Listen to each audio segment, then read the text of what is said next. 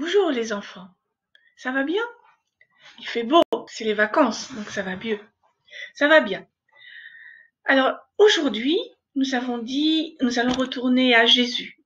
Jésus qui est rentré à Jérusalem et puis toute une foule de personnes qui étaient très contentes, qui l'ont acclamé et puis qui l'ont accompagné. Il était monté sur un âne, vous vous rappelez de l'histoire.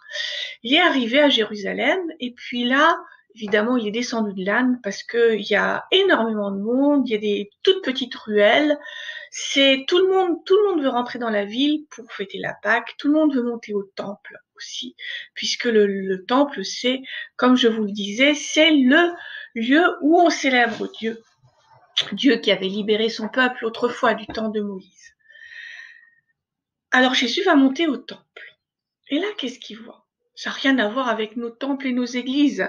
Il y a un bâtiment, mais tout autour de ce bâtiment, il y a une première petite cour qui est réservée aux prêtres qui font les sacrifices, une deuxième cour pour les hommes qui sont juifs, une troisième cour pour les femmes, et bien sûr les hommes aussi qui sont juifs, et puis il y a la grande cour qu'on appelle la cour des païens, où tout le monde a le droit de rentrer.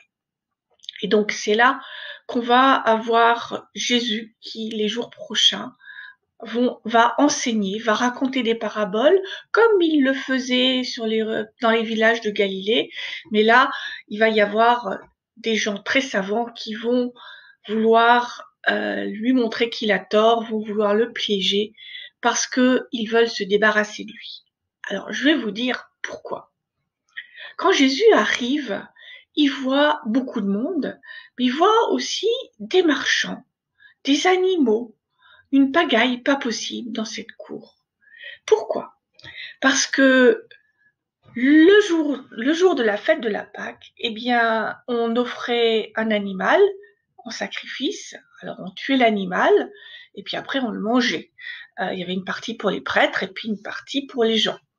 Et puis, il y avait de toute façon des tas d'autres raisons pour lesquelles il fallait sacrifier un animal. Par exemple, des pigeons, mais souvent c'était des moutons.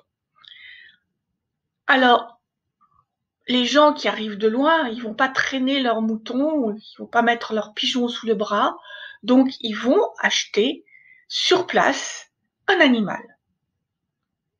Alors il y a des marchands, mais les marchands, ils vendent très cher ces animaux. Vous savez, quand il y a beaucoup de touristes, par exemple, les magasins sont plus chers que quand il y a personne. Dans les villes où il y a des gens qui ont beaucoup d'argent, il y a des magasins avec des choses qui coûtent cher. Eh bien, là, il n'y a pas forcément des gens qui sont très riches, mais on n'a pas le choix. Alors les marchands vont vendre leurs animaux très cher. Ils vont se faire donc un bénéfice. C'est normal, il faut bien qu'ils vivent. Un bénéfice, c'est-à-dire qu'ils vont dépenser plus que ce qu'ils ont acheté, ils vont récolter plus que ce qu'ils ont dépensé, mais ils en font un énorme et en plus, ils en donnent une partie aux prêtres. Après, il y a ceux qui changent de l'argent. Quand on va dans un pays où il n'y a pas l'euro, eh ben, il faut changer nos euros contre d'autres monnaies. Eh bien, à Jérusalem et dans tout le coin et dans tout l'empire, on utilisait des monnaies qui étaient des monnaies grecques, des monnaies romaines, et sur ces pièces de monnaie, comme sur les nôtres, il y avait le dessin de l'empereur. Alors, on n'a pas l'empereur, on a un autre dessin, mais les Anglais, par exemple, ils ont le portrait de la reine d'Angleterre.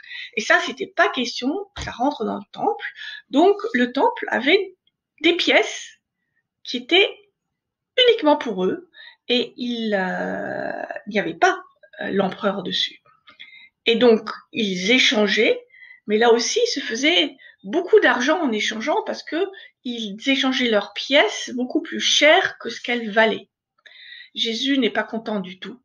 Alors, il va tout renverser, hein. Il va renverser les étals des changeurs de monnaie, il va chasser les animaux, il va se fâcher tout rouge. Pourquoi? Parce qu'il pense que Dieu n'a pas besoin de tout ça, d'abord, et puis qu'en plus, tout le monde doit pouvoir approcher de Dieu. Tout le monde doit pouvoir rentrer dans le temple sans payer d'argent. Tout le monde doit pouvoir parler à Dieu. Et les prêtres, en fait, ils sont totalement inutiles. Et c'est là que les prêtres ne vont pas être contents du tout.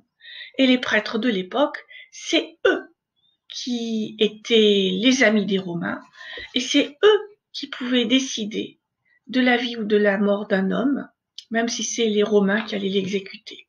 Et voilà, Jésus s'est fait des très puissants ennemis ce jour-là. Mais il n'était pas possible pour lui de faire autrement. Il a dit partout que Dieu nous aime, que Dieu veut simplement notre amour, il veut qu'on soit heureux d'être ses enfants et qu'on s'entraide. Il n'a jamais dit qu'il fallait acheter quoi que ce soit. Il n'a jamais dit que certains pouvaient dire toi tu as le droit de rentrer et toi tu n'as pas le droit de rentrer. Alors voilà, Jésus s'est fait des ennemis et c'est pour ça qu'il va mourir.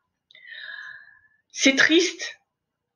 En même temps, nous sommes certains que Jésus a tout fait parce qu'il nous aime. Il a été jusqu'à mourir.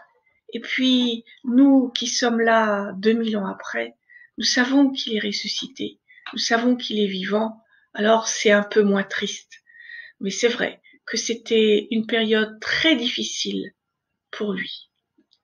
À demain avec la suite de l'histoire. Au revoir.